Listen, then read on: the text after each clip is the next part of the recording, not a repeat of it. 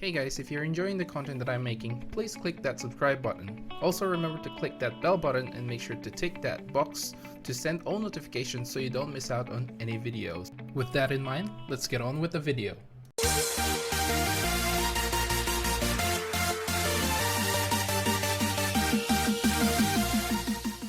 What's up guys, welcome to Munchkins Gaming, where we take your gaming to the next level. This is Munchkins logging in to bring you another Dissidia Final Fantasy Opera Omnia video.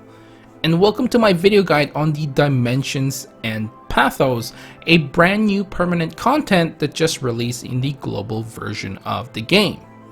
Now, in all honesty, I have been having a hard time deciding how to present my guide on this particular content.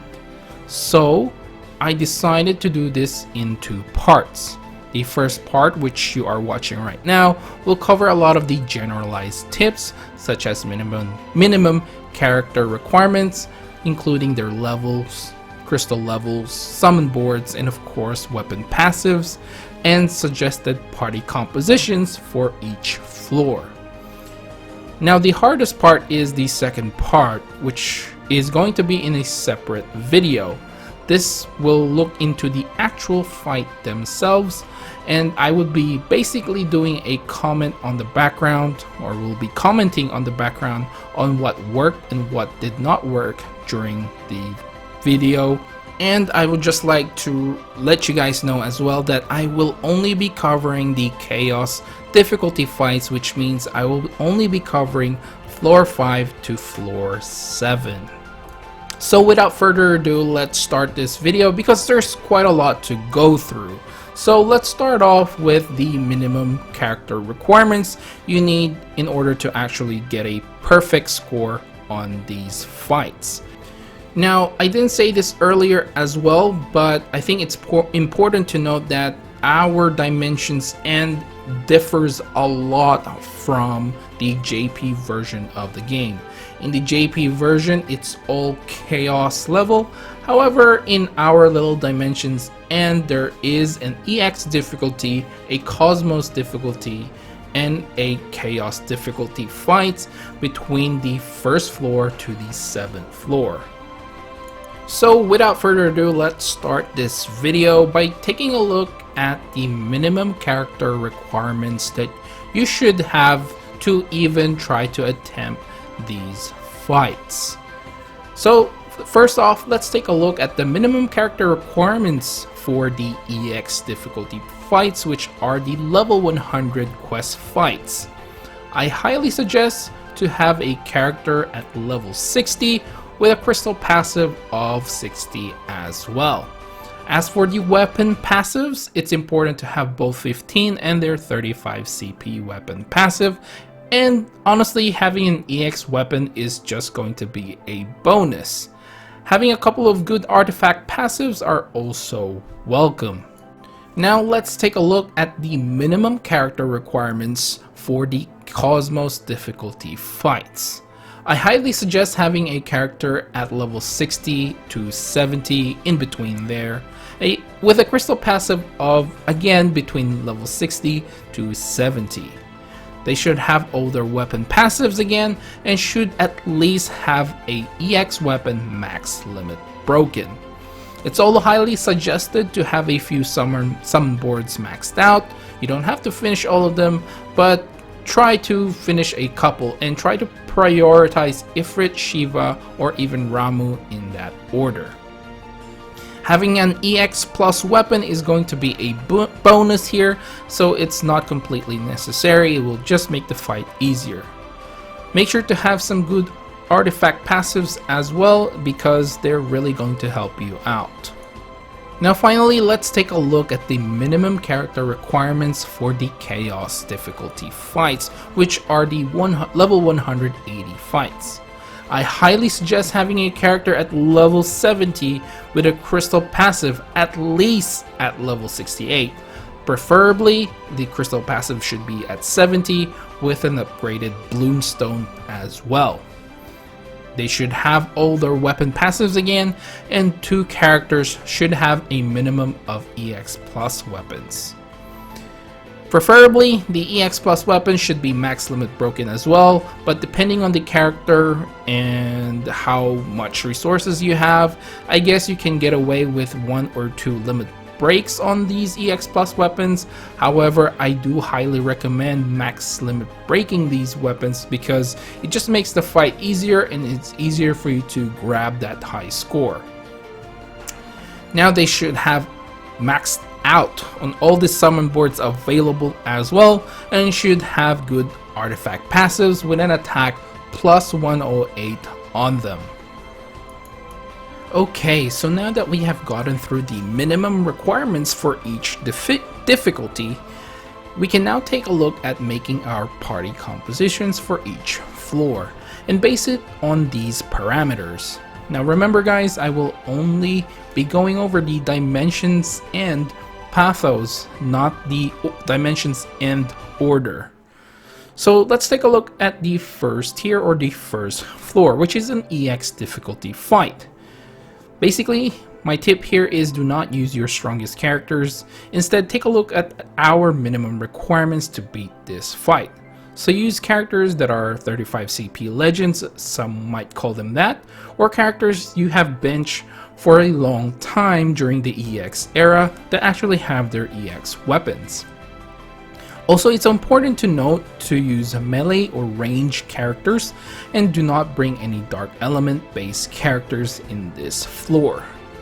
Now Firion is actually a pretty decent character to bring here as he does 100% splash damage with his EX ability. Of course, Squall can be very useful here as well, but I highly recommend using him on a later floor, especially if you have gotten his EX plus for his weapon. However, if you do not plan on EX plusing Squall, you can definitely use him here. The 100% splash damage is definitely helpful.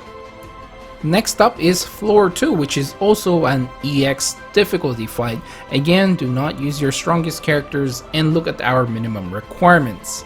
Again, use those 35 CP legends or characters you have benched for a while that have their EX weapons. This floor has a high resistance to melee and range attacks, so bring out those magic based characters. Rinoa is actually a great choice here. She's a character that has been on the bench for a while now, but still destroys EX difficulty stages.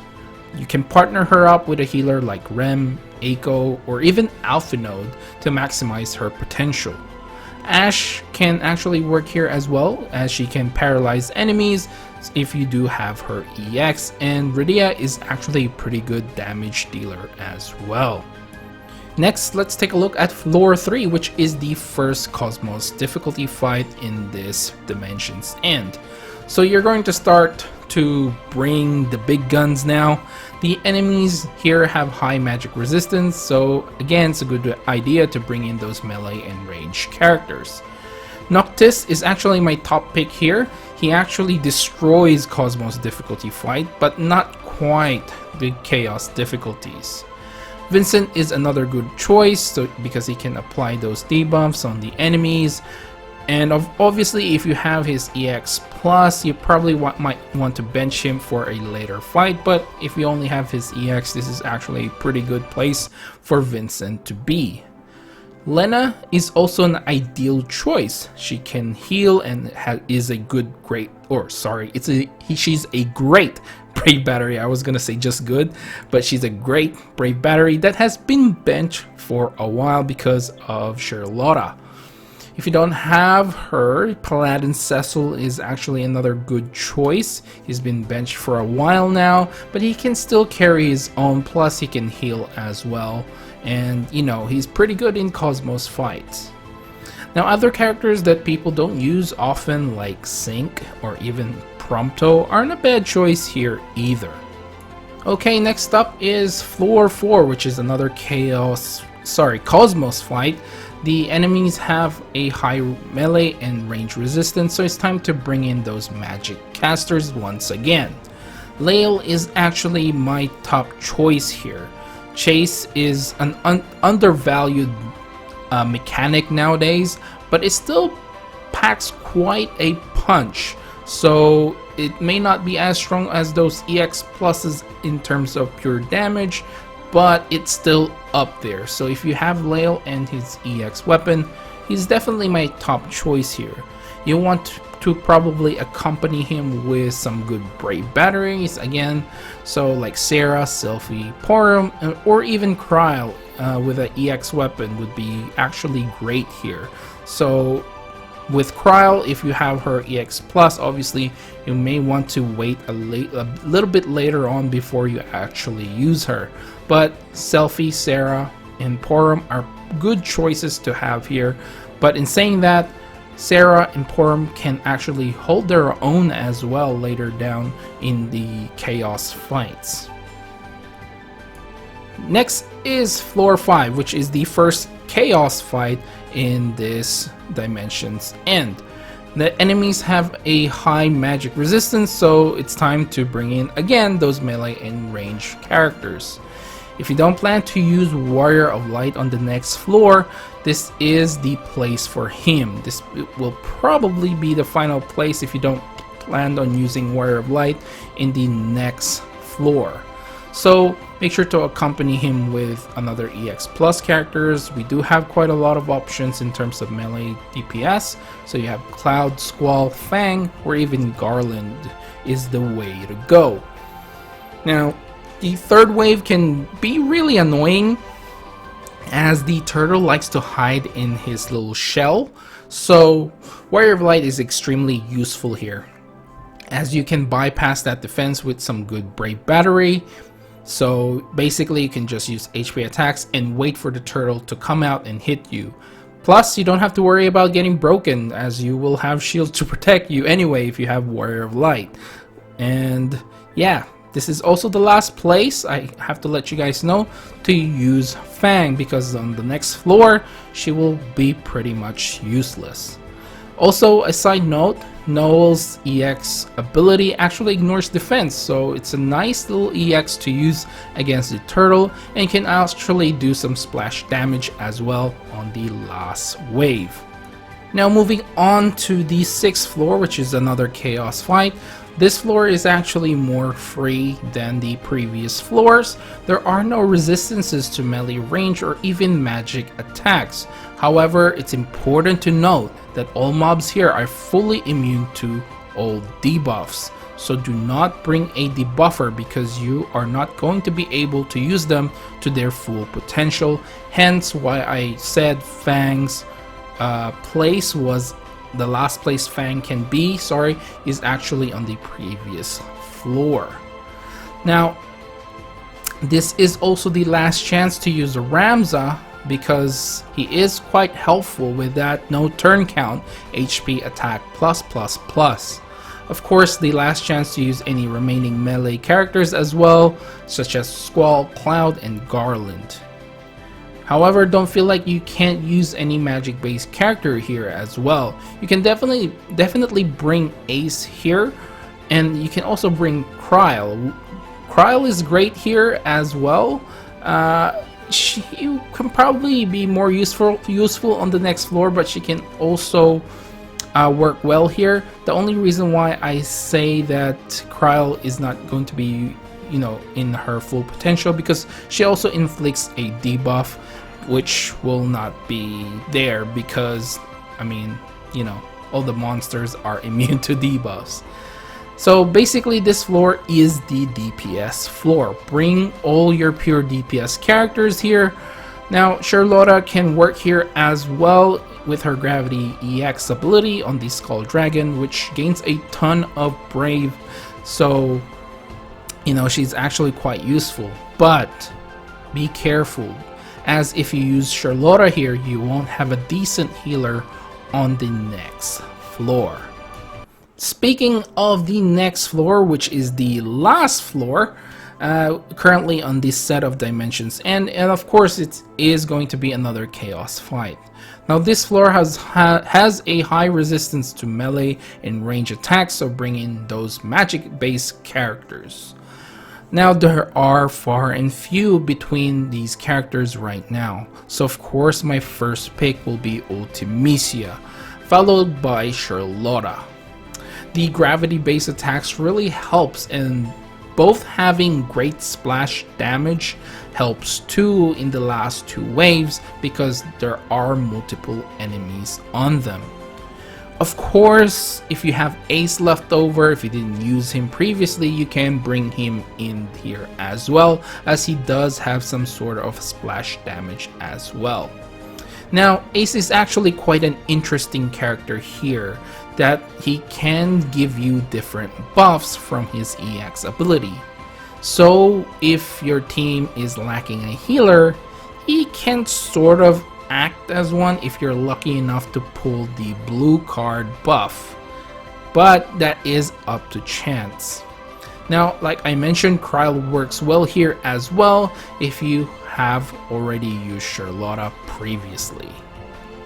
And so guys, I think after all this, I will end the video right here. We are going past the 15-minute mark, which I feel like is quite long enough for the first part of this video guide. So the plan is to actually have a second part, which is going to be in a separate video. I'm not sure whether it's still going to, we're going to have a third part, because I don't know how long the videos, at least at this point in time, those videos are going to be. So hopefully it's just going to be part 1 and part 2. I can cover a lot on the second video, but you know, if worst comes to worst, if things are just stretching for a while, then I might just do a part 3 on these Dimension Ends guide. So yeah, that's it for this video guys. Please remember to click like and subscribe if you haven't already. There is a new goal for the end of the year, which is reaching 1,200 subscribers. So every single new subscriber is going to help me reach that goal, and I highly appreciate it as well. Now, leaving a like on this video will help with the YouTube algorithm, so this video can spread out and help other players. Also, make sure to follow me on my social media. I am on Facebook and also on Twitter at Munchkins Gaming, and leave down in the comment below, you know, the list of your teams in all the different floors. I will list my teams up here as well. As you guys will see, there will be a full list of the different teams I use in order to do a perfect run on each floor. Anyway, this is Munchkins logging off, and I'll see you guys in the next level.